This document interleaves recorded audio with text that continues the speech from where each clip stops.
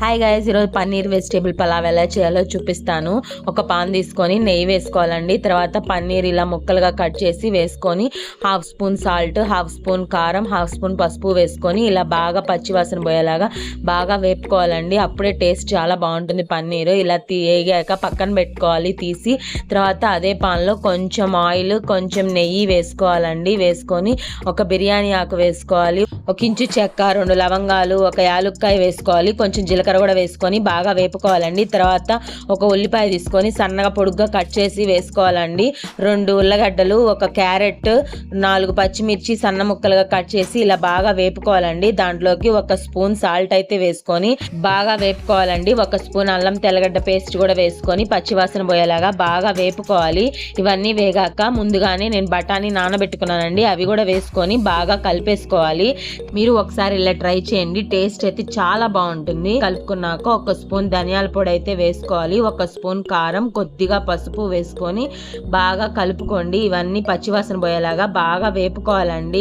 ఇవన్నీ బాగా వేగాక 1 స్పూన్ జీలకర్ర పొడి, 1 స్పూన్ గరం మసాలా పొడి కూడా వేసుకోండి. ఇవన్నీ వేసుకొని బాగా కలుపుకోవాలండి. ఇవన్నీ బాగా వేగాక 2 మీడియం సైజ్ టమోటాలు కూడా తీసుకొని సన్న ముక్కలుగా కట్ చేసి అవి కూడా వేసుకొని పచ్చివాసన పోయేలాగా బాగా వేపుకోవాలండి. జీడిపప్పులు కూడా వేసుకుంటే టేస్ట్ బాగుంటుంది. నేను ముందే వేయడం మర్చిపోయాను, అందుకని చెప్పి కొంచెం పాన్లో నెయ్యి వేసుకొని జీడిపప్పులు కూడా ఇలా దోరగా వేగాక ఇంకా మొత్తం దీంట్లో యాడ్ చేసుకున్నానండి. మీరైతే ముందే యాడ్ చేసుకోండి.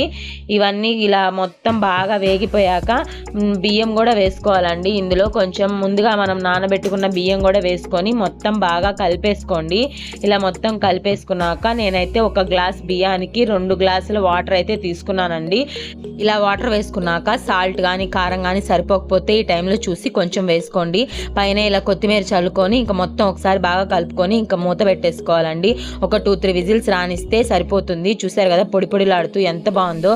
టేస్ట్ కూడా అలానే సూపర్గా వచ్చిందండి. మీరు ఒకసారి ట్రై చేయండి. పలావ్లోకి రైతా అయితే ప్రిపేర్ చేస్తున్నానండి. 1 కప్పు పెరుగు తీసుకొని ఇలా 1.5 స్పూన్ సాల్ట్ అయితే వేసుకున్నాను. 1 టమోటా, 1 ఉల్లిపాయ, 4 పచ్చిమిర్చి సన్న ముక్కలుగా కట్ చేసుకోవాలండి.